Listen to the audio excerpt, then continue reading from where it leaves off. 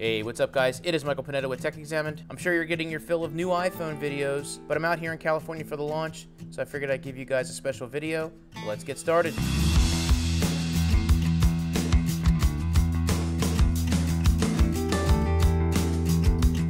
Last year the pre-order process was such a nightmare I wasn't even able to get a 6 Plus, but this year is quite different.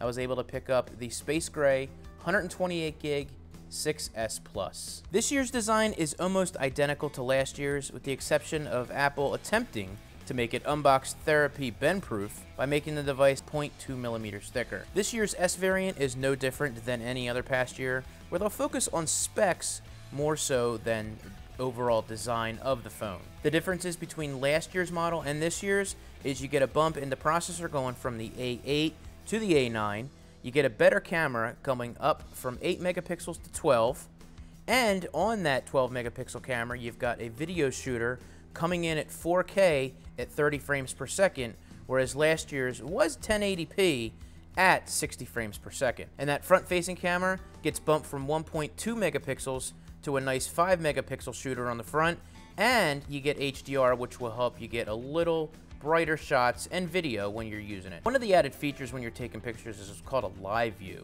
and what it does is actually take about a 3-second video clip after you take your picture to kind of give you a little live look into what you're taking a picture of. Honestly, I really don't see a whole lot of use for this. I guess it's something that we'll see how creative people can get when they're using it, but things that I really like about the camera itself obviously are taking the pictures. I love doing slow-mo stuff, and the time-lapse is pretty cool, but those are generally unchanged. For me, the biggest change is going from 8 to 12 megapixels and competing with the phones like G4 and the S6. One of the other key features is 3D Touch, which they're bringing to the iPhone, which we'll definitely talk about in another video, and I'll go through all of that, but it's a lot to cover, and it's actually a pretty cool feature I think people are going to use. So I got a lot more coming up, guys. I appreciate you stopping by. If you enjoyed this video, please be sure to hit that thumbs up button. And as always, if you want to catch my next video, hit that subscribe button.